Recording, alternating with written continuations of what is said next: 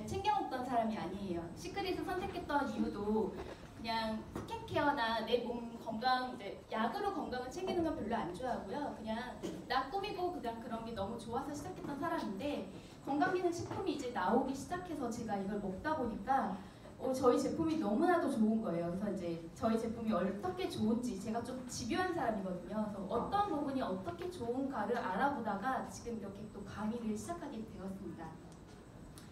일단 세븐포인트 2라는 이름을 다들 알고 계실 거예요. 이제 이름이 pH 밸런스에 따른 내용인데요. 이제 산성과 알칼리성을 구별짓는 그 수치라고 보시면 돼요. 우리의 몸은 기본적으로 7.2에서 7.4의 그 밸류를 유지하게끔 되어 있어요. 근데 콘 박사님이 이거를 연구를 하셨을 때 7.2의 농도가 가장 우리 몸에 좋은 알칼리 수치, 중성 수치이다라고 해가지고 이름을 세븐포인트 2라고 짓게 되었습니다. 사람은 기본적으로 태어나면서 전부 다 알칼리성으로 태어나거든요. 그게 알칼리성 몸이 이러한 현상들, 인스턴트 가공식품을 많이 먹게 되고요. 그 다음에 음주와 흡연 문화가 많이 늘어나고, 육류를 많이 먹게 되죠. 고기를 많이 먹고 술도 많이 먹게 되고요. 그 다음 미세먼지라던가 환경오염 같은 스트레스, 이런 부분들도 사람이 직접적으로 느끼게 되는 부분이고, 과일과 채소는 비교적으로 섭취량이 줄게 됩니다. 그러면서 사람의 몸은 점차 산성화로 바뀌게 되는 거죠. 실제로 나가서 한번 체험을 이렇게 이제 테스트를 해봤어요. 저거는 이제 리트머스 종인데요. 사람의 그 pH 농도를 침을 통해서 이제 테스트를 할 건데, 실험 결과 61명 중에 47명이 전부 다 산성화로 되어 있는 걸로 나와 있어요. 침 자체는 우리가 이제 소변으로 저걸 테스트하는 게 가장 강력하고 빠르다고 해요. 근데 침이 저 정도로 많이 나왔다는 거는 우리 몸이 생각보다 많이 산성화가 되어 있다고 보시면 돼요. 산성화가 되면 어떠한 부분이 문제가 생기는지 그 부분을 좀 더 저보다 정확하신 분이 한번 얘기를 해드릴 거예요.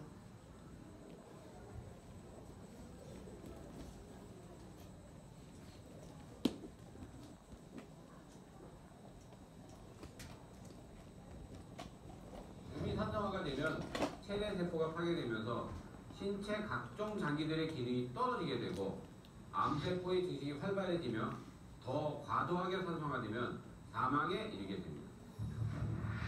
pH 농도가 조금만 떨어져도 신체 장기의 기능이 떨어져 성인병이 발생하고, pH 농도가 더 떨어지면 암세포 증식이 활발해져 사망에 이를 수 있다. 실제 국내 한 대학의 연구 결과 암 환자들 타액의 pH 농도는 평균 5.6으로 심각한 산성화 상태임을 확인할 수 있었다. 특히 산성화된 녹슨 몸은 혈액에 핏떡을 만들고 혈관을 약화시켜 심혈관 질환을 유발, 췌장세포를 파괴해 인슐린 분비 장애를 불러와 당뇨를 유발시킨다. 특명, 녹슬어가는 우리 몸을 중화시켜라. 네, 중화시켜야 된다고 나와 있죠. 어떻게 중화시키면 되냐면, 알칼리성 식품을 섭취를 하면 된대요. 산성화가 된 몸을 알칼리성 식품을 먹음으로써 우리 몸을 중성화를 시켜야 되는데, 도대체 저 알칼리성 식품들이 무엇이 있느냐가 문제인 거죠. 여기에 보이시는 지금 이런 것들은 전부 다 산성 음식이라고 보시면 돼요. 산성 음식이 먹었을 때 산도를 느끼는 게 산성 음식이 아니고요. 우리 몸에 흡수가 돼가지고 어떠한 작용을 하고 어떤 걸 낳느냐에 따라 산성 음식과 알칼리성 음식이 구별이 돼요. 산성 음식들은 집에 이제 몸에 들어가가지고 에너지를 발생시켜서 인이나 황이나 기구나 뭐 그런 것들에 이제 산성을 지닌 그런 성분을 몸 안에 남기는 것이고요. 이런 것들이 알칼리성이죠. 알칼리성 음식은 거의 녹색 채소들, 과일, 견과류, 가공하지 않은 씨앗, 해조류가 있어요. 이것들은 몸 안에 들어가서 에너지를 태운 다음에 보통 칼륨, 칼슘, 마그네슘 등의 그러한 미네랄을 남기게 돼요. 그래서 상대적으로 알칼리성 식품을 많이 먹어야 우리 몸에 필요한 미네랄들이 많이 축적이 된다고 보시면 돼요. 근데 재미난 건 산성 음식에 보면 흰쌀밥이 있어요. 우리가 제일 좋아하는 흰쌀밥에 고깃국 많이 먹잖아요.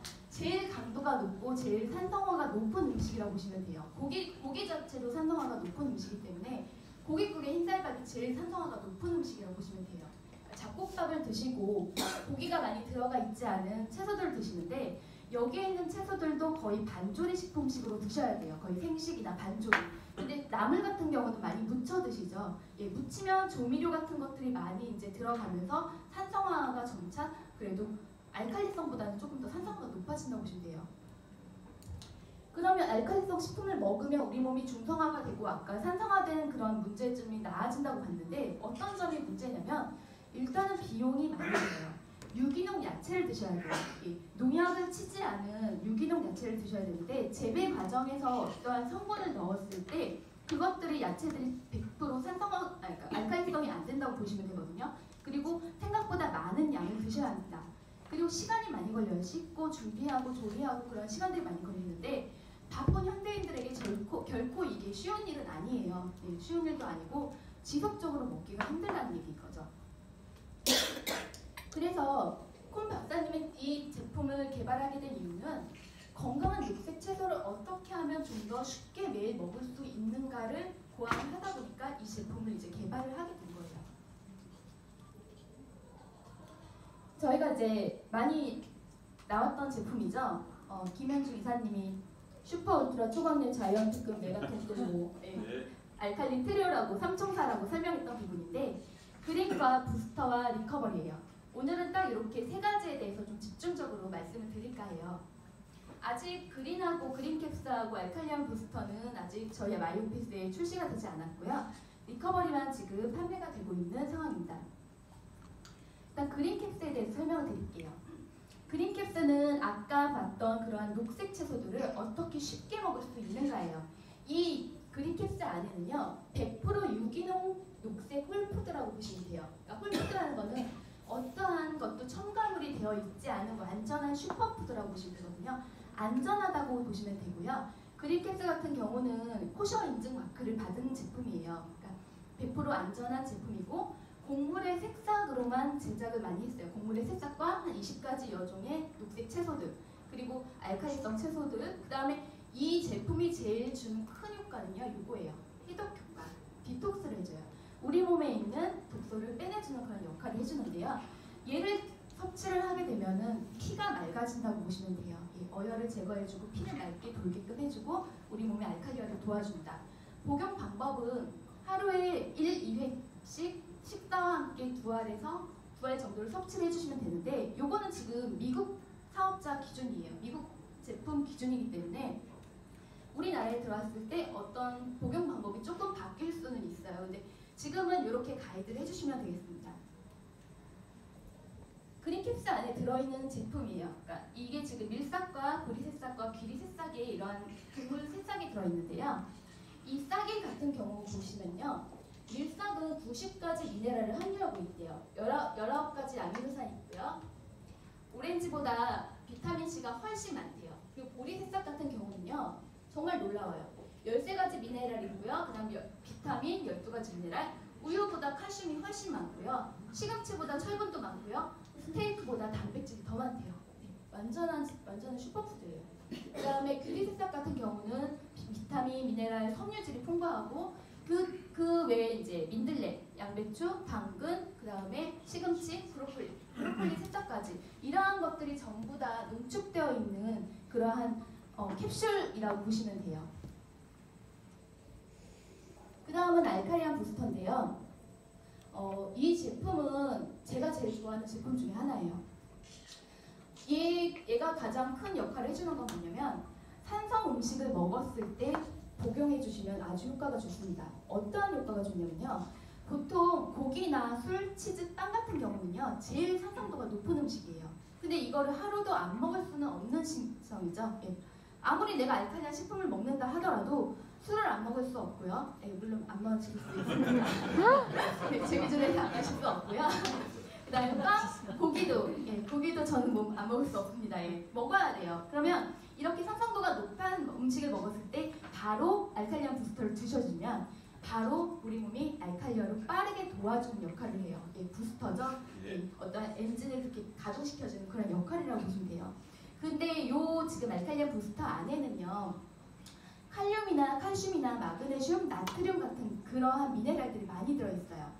아까 산성화된 음식을 많이 먹으면요. 우리 몸은 자동적으로 7.2에서 7.4의 혈액 농도를 맞추기 위해서 뼈나 이제 관절에서 칼슘, 칼륨, 마그네슘을 뽑아가지고 그 피를 자꾸 이렇게 중성화를 시키려고 노력을 해요. 그러다 보면 뼈 속에서 칼슘이 빠져나오기 때문에 상대적으로 골다공증이 많이 나오게 되고요. 신장이나 관절에서 마그네슘이 빠져나오기 때문에 눈가가 많이 떨리게 돼요.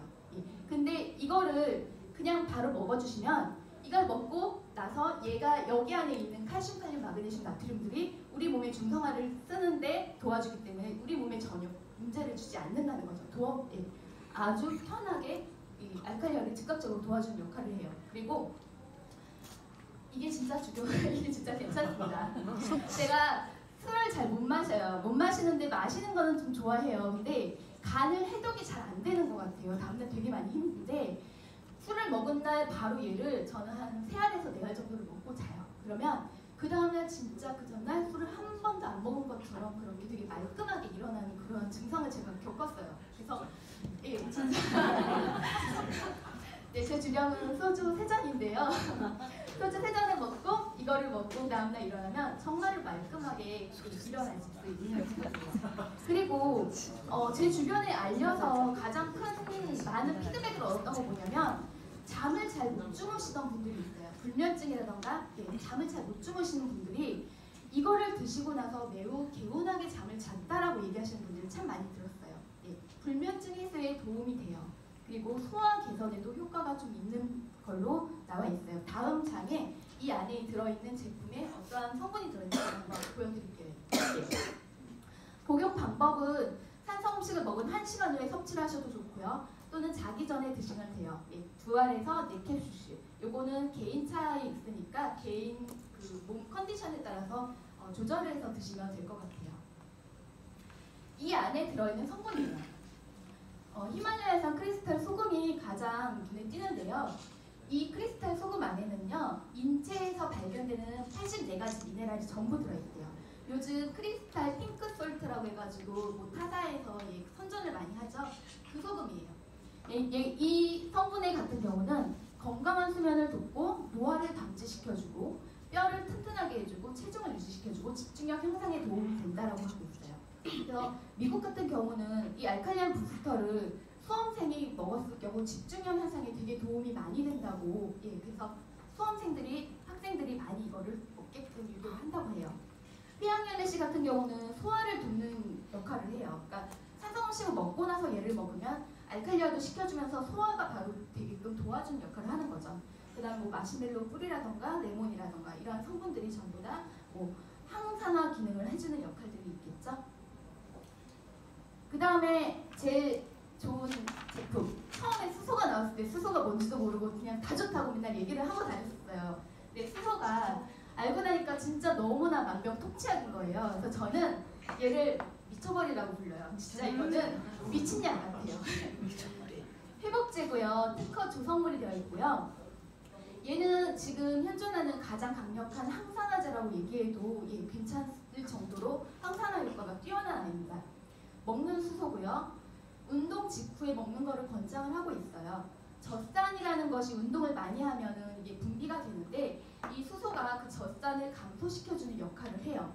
그래서 만약에 운동을 안 하다가 과격한 운동을 하면은 그 다음날 아리백이죠. 등산에 갔다 오면은 아리백이죠. 근데 이럴 때 수소를 먹어주면요, 그 다음날 아리백인 게 언제 그랬냐는 듯이 확 풀리는 그런 증상을 겪을 수가 있으세요. 그리고 운동을 좋아하시는 분들이 근육이 찢어지도록 막 운동을 하시는 분들이 있어요. 근데 그 시기를 딱 넘어서야 되는데 그 시기를 겪지 못하고 멈추시는 분들이 있는데 그럴 때 얘를 먹으면 그 거를 한 계단 더 뛰어서 운동을 하실 수 있다고 하시더라고요. 그래서 운동 선수들에게 되게 많이 권해줄 수 있는 그런 제품이고요. 신경 및 근육 강화 기능이 있고 활동량과 회복량을 증가시켜주는 역할을 합니다. 그리고 심혈관 건강에 탁월한 효과가 있어요.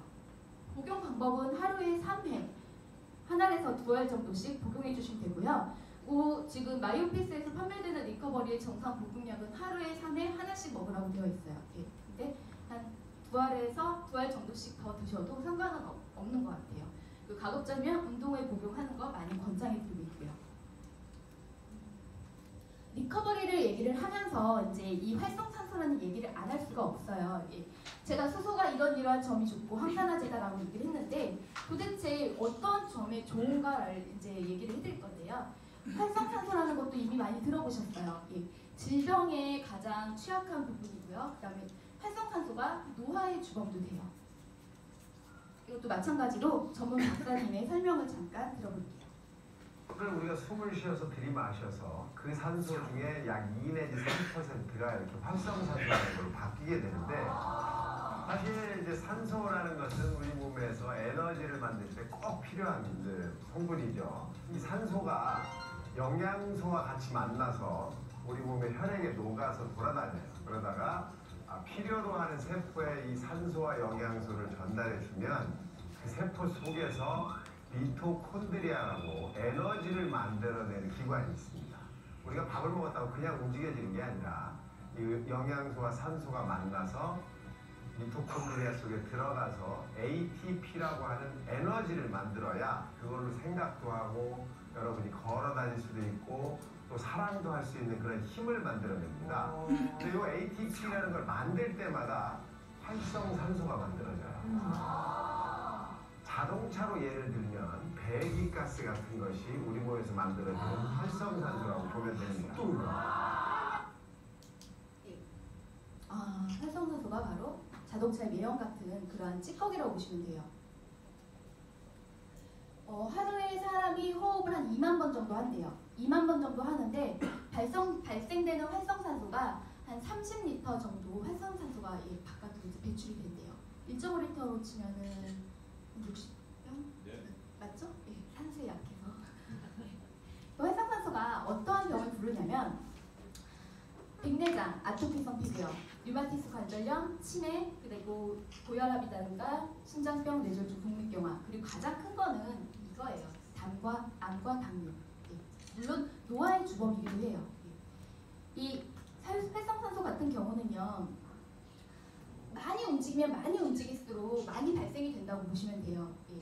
그래서 이 활성산소를 잡아줘야 되는데 과연 얼마나 잡아주느냐가 문제인 거죠. 항산화제는 되게 많아요. 시중에 널려있는 것이 항산화제인데 그 항산화제는 전부 다 활성산소를 잡아준 역할을 해주는데 얼만큼 잡아줄 수 있느냐, 어느 구석구석 어디까지를 잡아줄 수 있느냐가 문제인 거죠. 근데 수소 같은 경우는 지금 분자량을 보고 계시는데요. 현존하는 항산화제 중에 제일 좋은 게 코엔자임 Q10이래요. 그래서 코엔자임 Q10을 많이 드시는 이유가 얘가 지금 가장 효과가 좋다라고 얘기가 되어 있어요. 근데 얘보다도 비타민 C보다도 작은 게 수소 원자예요. 수소 원자가 우주상에서 가장 작다고 보시면 돼요. 그래서 얘의 가장 큰 장점이 뭐냐면 뇌 속까지 도달이 가능하다라는 거예요. 여기 보시면 뇌 관문이 있거든요. 여기 지금 보시는 이게 세균의 크기예요. 세균과 바이러스의 크기고요. 그 다음 여기 밑에 이게 비타민과 항산화 물질이에요. 그리고 이게 수소예요. 수소의 크기가 이렇게 작기 때문에 뇌 속까지도 얘는 침투를 해서 항산화 작용을 할 수 있다라는 게 얘의 가장 큰 특징이에요. 그리고 혈관 같은 경우도요. 혈관에 막 노폐물이라던가 이런 게 많이 박혀있고 이제 혈관이 좁아지게 되면은 이것들은 크기가 크기 때문에 들어가지 못해요. 근데 수소는 그거와 상관없이 어느 곳이나 다 들어갈 수 있다는 거죠. 혈관이 막혀 있어도 유일하게 도달할 수 있다는 게 바로 수소의 특징이에요. 그래서 현존하는 항산화 물질 중에 가장 강력하다라고 얘기를 할 수 있는 부분이 바로 이것 때문입니다. 그러면 도대체 활성산소를 어떻게 잡아주냐는 건데요. 수소가 수소 이온이에요. 수소 이온이 우리가 몸에 들어와서 거기에서 이제 수소 이온을 발생을 시켜주는데 이런 활성산소를 만나게 돼요. 만나서 둘이 결합을 합니다. 결합을 하면서 물로 배출이 돼요.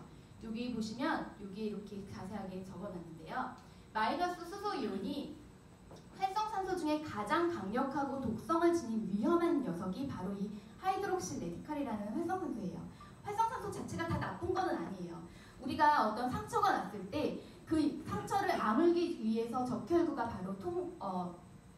바로 출동을 해가지고 바로 거기에서 활성산소를 막 만들어내면서 염증을 일으키죠. 그러면은 몸의 온도가 1도가 올라가면서 그 상처가 치유가 되는 거거든요. 근데 문제는 그런 과정에서 활성산소가 너무 많이 발생을 한다는 거죠. 그렇게 과도하게 발생된 산소들을 다 잡을 수가 있어야 되는 건데 그 중에서도 이 하이드록시 레디칼은 정말로 얘는 나쁜 놈이라고 보시면 돼요. 그냥 깡패예요. 이 녀석을 만나가지고 이 마이너스 수소 이온이 얘 전자를 하나를 줘요. 그러면 우리가 그 화학 시간에 많이 봤던 H2O라는 형태의 물로 결합을 해서 이게 바깥으로 배출이 돼요. 어떻게 배출이 되냐면 소변이나 땀으로 배출을 시킨다고 해요. 그리고 나머지 활성수소들, 몸 안에서 다 미처 활성산소와 결합이 되지 못한 그러한 수소들은요, 바깥으로 배출을 할 때 트름이라던가 아니면 가스로 그렇게 배출해요. 드셔보시는 분들 중에 아마 막 걸어 다니는데도 막 가스가 나오는 걸 경험하시는 분들이 좀 있으시죠? 몇 분 고개를 끄덕끄덕끄덕 피즈 스폰서님 많이 나오셨죠? 예. 네. 가스가 계속 나와요. 가스가. 그거는 이제 그만큼 우리 몸에서 많이 사용하고 나머지 잉여물들이 바깥으로 빠져나간다고 보시면 되는 거죠. 근데 이 하이드록시 레드칼 같은 경우는요, 얘가 위험한 게 뭐냐면 DNA를 파괴를 시켜요. 멀쩡한 세포를 DNA를 파괴를 시켜요. 그래서 DNA가 파괴가 되면은 이게 바로 암을 유발하는 가장 근본적인 원인이라고 보시면 돼요. 얘는 우리가 엑스레이나 이제 방사선에 노출이 되었을 때도 이 하이드록시 레드칼이라는 활성산소가 많이 발생을 해요. 근데 이것들은 체내에서 이거를 잡을 수 있는 어떤 항산화 물질이 없어요. 그러니까 인체는 기본적으로 우리 몸을 중성화시키고 어떠한 부분들을 다 역할을 하기 때문에 기본적인 어떤 항산화 물질들 자체적으로 이제 생성이 될 수 있는 부분들이 있는데 얘를 유일하게 잡을 수 있는 건 우리 체내에서 생성되지 않는데요. 비타민처럼.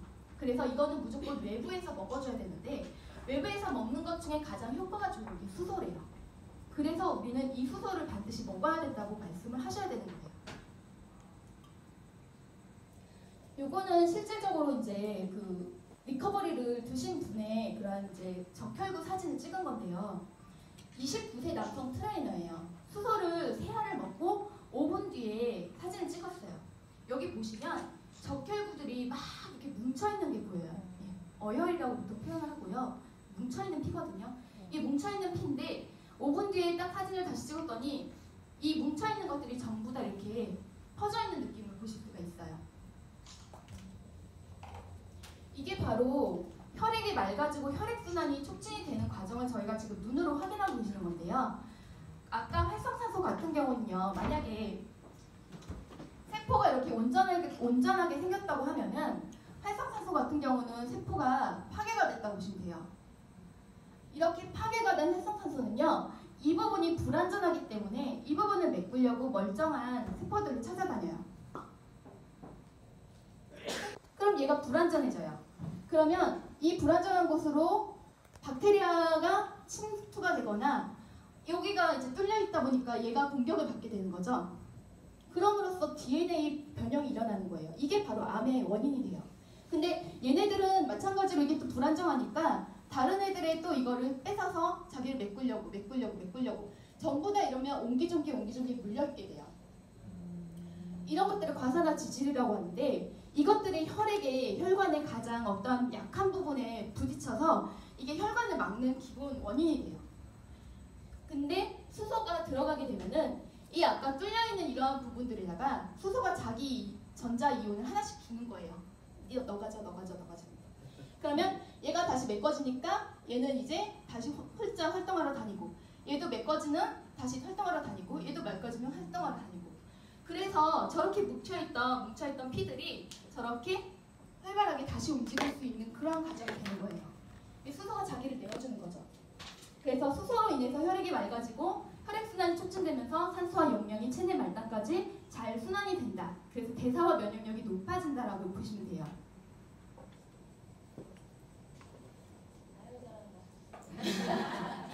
수소는 어떤 병을 치유하는 게 아니고요. 우리 몸 스스로가 자가 스스로 이 면역력을 높일 수 있는 그러한 역할이라고 보시면 돼요. 그러면 많은 건강기능식품이 있는데 수소와 건강기능식품이 가장 큰 차이점이 뭐냐고 보시면요. 1차적으로 클린저격이에요. 클린저격이라는 건 뭐냐면 이제 아까 하이드록시 레디컬을 잡아가지고 물로 배출을 한다고 했잖아요. 그리고 얘는 소화나 흡수나 해독이나 분해 과정이 전혀 필요가 없어요. 그러니까 다른 건강기능식품들은 먹으면 우리 몸에서 간에서 위에서 그걸 녹여가지고 흡수시키는 그런 과정들이 필요한데 수소는 바로 세포에 바로 효과를 줘요.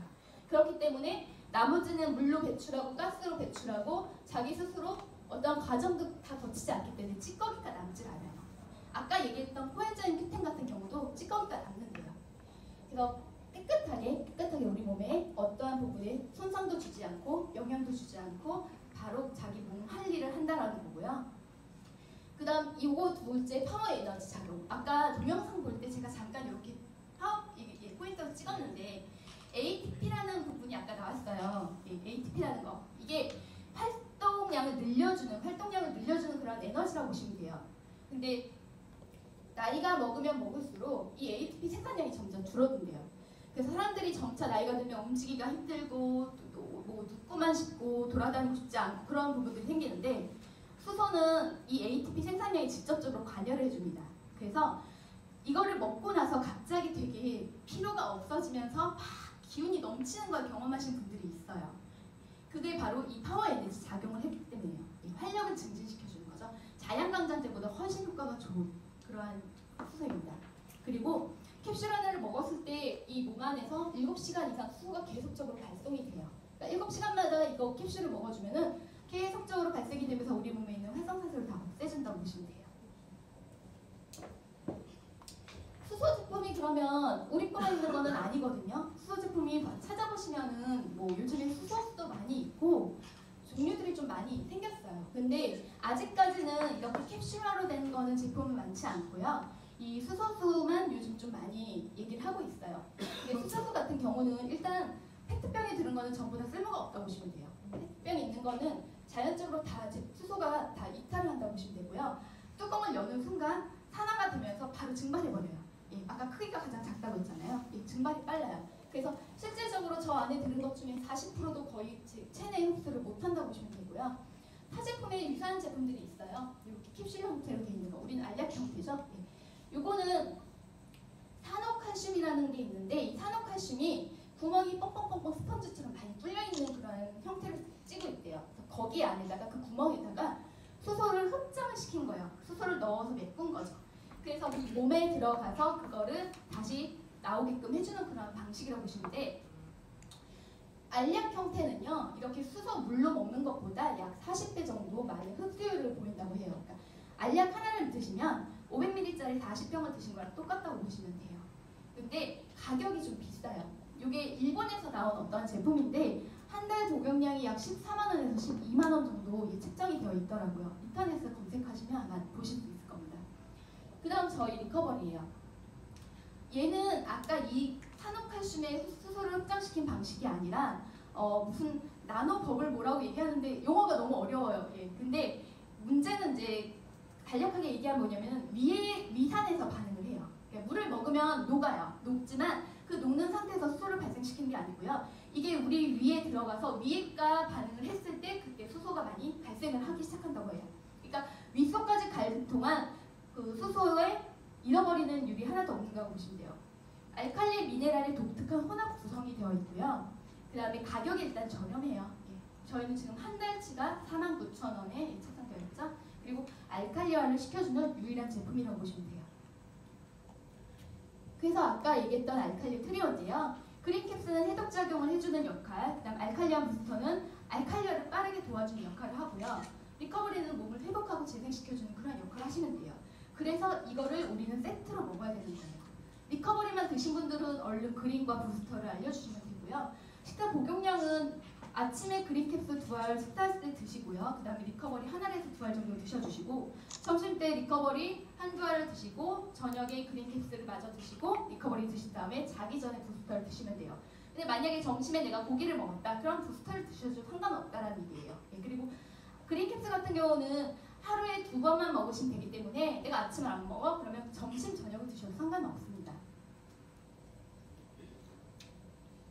제가 리커버리를 알리면서 통풍 환자에 되게 효과가 좋다는 얘기를 많이 들었어요. 예, 본세에서 뭐 이렇게 정확하게 어떤 거에 좋다라는 얘기를 하지 말라고 하는데 저희는 어차피 사업을 하는 사람이잖아요. 그래서 통풍 환자를 제가 저 진짜 너무 아팠는데 이게 말짱이 났어라는 그런 분들 많이 만났거든요. 그래서 혹시나 여러분들 도움이 될까봐 조금 요 통풍과 관련된 자료를 하나 더 첨부를 했어요.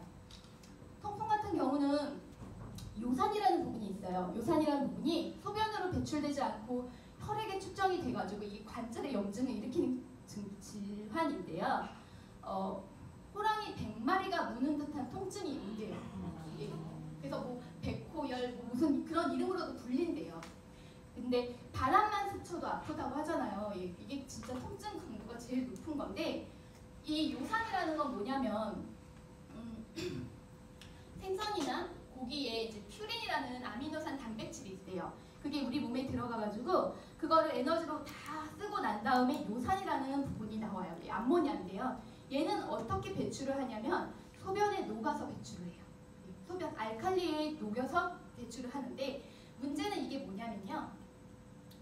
요런 형태예요. 요런 형태. 이 요산이 아까 우리 몸이 이제 많이 산성화가 된다고 했잖아요. 그러면 산성화가 되기 때문에 녹아서 배출을 못 시키고 그대로 침전이 돼요. 몸이 산성화가 되면 요산이 그대로 쌓여요. 쌓이는데 혈액을 타고 내려가다가 중력에 의해서 이동을 하는데 어디 가서 많이 몰리냐면 발가락, 특히 엄지발가락, 그 다음에 뒤꿈치, 그 다음 무릎, 다리 쪽에 좀 많이 발생을 하는데 요게 요산이 이렇게 관절 사이에 많이 낀대요. 관절 사이에 많이 끼는데 이렇게 관절 사이에 끼면은 적혈구는요 얘가 박테리아라고 인식을 한대요. 그래서 여기를 와가지고 계속 활성산소를 발생을 시켜요. 그러면서 염증이 생기기 시작하는 거죠. 그래서 염증이 나면 통증이 유발이 같이 되는 부분인데 통풍 환자들은 이게 다 요산이에요. 그리고 이렇게 엑스레이를 보면은 이런 식으로 안에 요산이 그렇게 관절 사이에 끼어 있대요. 이거는 치료법이 별로 없대요. 그러니까 요산의 수치를 낮추는 밖에 없는데 더 심각한 건 뭐냐면 바로 이거는 질병이 나타나지 않아요. 그냥 요산 수치가 높아지면 높아지는 대로 그대로 있다가 10년 정도 후에 이 통증이 발병이 된대요. 그러니까 지금 술 고기 많이 드시는 분들은 10년 후에 생각을 잘 하셔야 돼요. 저부터 조심해야 될 것 같아요. 근데 이제 요즘에 진짜 통풍 환자들이 많아요. 특히 40대 남자들이 많은 거죠. 40대 남자들이 무지 많은데 30대 이제 사회생활을 하기 때문에 술하고 고기를 많이 먹고 가음하고 비만하고 그대로 자다 보니까 몸이 산성화가 많이 되는 거예요. 산성화가 되면서 이제 통증 아까 얘기했던 요산들이 많이 쌓여지는 거죠. 근데 여자들은 이 통풍이 잘 안 온대요. 왜냐면 에스트로겐이라는 그 여성 호르몬이 요산의 수치를 낮춘대요. 그래서 상대적으로 남자보다 여자의 통풍 환자 발병률이 적은데 문제는 언제냐면 폐경 후. 폐경 후 에스트로겐이 더 이상 발생이 안 되면서 그때부터 통풍이 많이 이제 발생이 된다는 거예요. 통풍 환자한테 제일 안 좋은 게 맥주래요. 치매가 안 됩니다. 치매가 안 되고 건새우나 이제 뭐 생선, 고기 이런 것들에 그 퓨린이라는 성분이 엄청나게 많대요. 그러면 이제 통풍 환자들이 문제가 뭐냐면 몸을 산성화하지 말아야 되는 거예요. 더 이상 산성화를 시키지 말아야 되는 거죠. 그럼 어떻게 해요? 알칼리아 식품을 많이 먹어야 되죠. 근데 아까 처음부터 저희가 쭉 얘기했죠. 먹기 힘들고 어쩌고 저쩌고. 그럼 어떻게 해요? 그래. 그쵸. 저희 거를 알려주시면 돼요. 이제부터 치매 먹지 말고 이걸 먹어라라고 얘기를 하신대요. 그러니까 만약에 리커버리 드시고 통풍이 나았다고 하시는 분들은요 가서 얘기해 주시면 돼요. 그것만 먹으면 안 돼. 이것도 먹고 이것도 먹어야 돼. 이걸 얘기를 해주셔야 되는 거예요. 자, 그러면 제가 지금 그 알칼리 트리오까지 해서 쭉 얘기를 했는데요. 제가 지금 왜 여기 와서 이런 얘기들을 여러분에게 해주고 있을까요? 라는 거죠. 7.2가 주는 의미는 우리 사업에 관련된 영향이 되게 커요. 아까 윤영준 선생님 강의의 마지막에서도 나왔던 부분인데요. 저 같은 경우는 지금 60피부에 오트십을 쓰고 있어요. 제일 많이 쓰는 제품들이고요. 여기에 생피부까지도 뭐 넣다 보면은 60피부가 넘어가겠죠? 근데 뉴트리션이 나오면서 아직 부스터하고 그린캡스는 나오지 않았어요. 근데 미국 그 사이트에 있는 BV로 대충 계산을 해봤을 때 예상 BV가 부스터는 한 12BV, 그 다음 그린캡스가 10BV 정도를 예상을 해요. 그리고 유산균 먹어야죠. 홍삼 먹어야죠. 면역력 강화에 좋으니까. 그래서 이렇게 계산하고 나보니까 약 80BV 조금 안 돼요. 그러면 제가 60BV에 뉴트리션까지를 먹고 생피부까지 사면은 한 달에 적어도 150BV는 저 혼자 소비를 할 수가 있더라고요. 저 혼자 소비하는 겁니다.